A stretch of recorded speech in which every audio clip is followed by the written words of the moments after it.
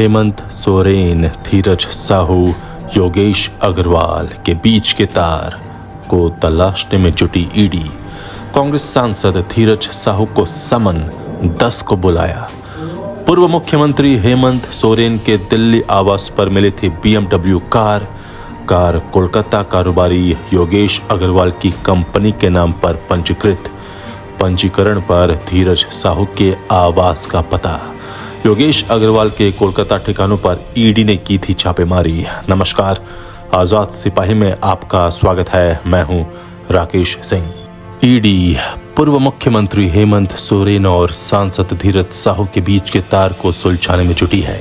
हेमंत सोरेन के दिल्ली स्थित आवास से BMW कार का कनेक्शन धीरज साहू से जुड़ रहा है। ईडी ने धीरज साहू को पूछताछ के लिए समन किया है। उन्हें 10 फरवरी को ईडी कार्यालय पूछताछ के लिए बुलाया गया है। ईडी ने हेमंत सोरेन के दिल्ली स्थित आवास पर 29 जनवरी को छापेमारी की थी। यहां से 36 लाख रुपए नकद और एक BMW कार मिली, जिसे जब्त कर लिया गया है। प्राप्त जानकारी के अनुसार यह कार गुरुग्राम की भगवान दास होल्डिंग्स लिमिटेड नाम की कंपनी के नाम रजिस्टर्ड है। इस कंपनी के डायरेक्टर कोलकाता के कारोबारी योगेश अग्रवाल और अनिशा अग्रवाल हैं, जबकि गाड़ी का पंजीकरण सांसद धीरज साहू के मानेसर स्थित घर के पते पर है। ईडी ने बुधवार को कोलकाता में योगेश अग्रवाल के ठिकानों पर छापेमारी की थी। हेमंत सोरेन को ईडी दोबारा 5 दिन की रिमांड पर ले चुकी है।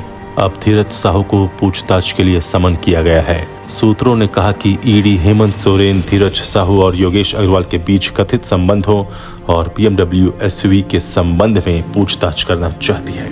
सांसद धीरज साहू के आवास पर बीते दिसंबर में आयकर विभाग की छापेमारी हुई थी। उनके रांची, ओडिशा, पश्चिम बंगाल और झारखंड के ठिकानों पर छापेमारी हुई थी। इसमें 350 करोड़ रुपए से ज्यादा बरामद हुए थे। छापेमारी के बाद धीरज साहू ने कहा था कि ये पैसा उनका नहीं है, बल्कि उनके परिवार और फर्म का है। वह हर चीज का हिसाब देंगे। आयकर विभाग की कार्रवाई अभी भी जारी है। वहीं जमीन घोटाले में मनी लॉन्ड्रिंग के तहत गिरफ्तार हेमंत सोरेन और आर्किटेक्ट विनोद सिंह के बीच चैट होने का ईडी ने दावा किया है।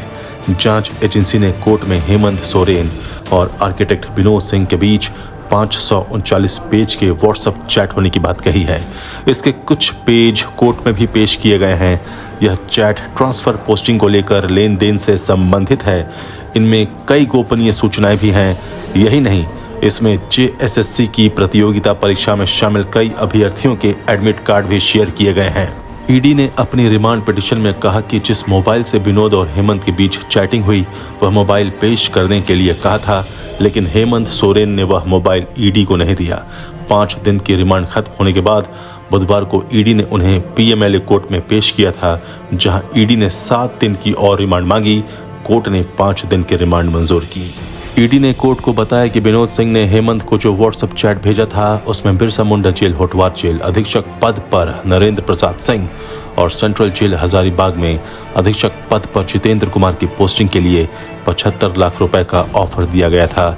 चैट में पता चला है कि विनोद ने DC की पोस्टिंग के लिए भी पैरवी की थी। विनोद ने 26 जून 2020 को भी कई लोगों से ट्रांसफर पोस्टिंग के लिए हेमंत को मैसेज भेजा। इसमें विनोद ने JSSC के तत्कालीन डिप्टी सेक्रेटरी रविराज शर्मा को RTA हजारीबाग का सेक्रेटरी या रांची नगर निगम का AMC बनाने के लिए कहा था। 26 जून को ही उसने DRDA के जॉइंट सेक्रेटरी मोहम्मद हैदर अली को DDC लातेहार बनाने की पैरवी भी की थी।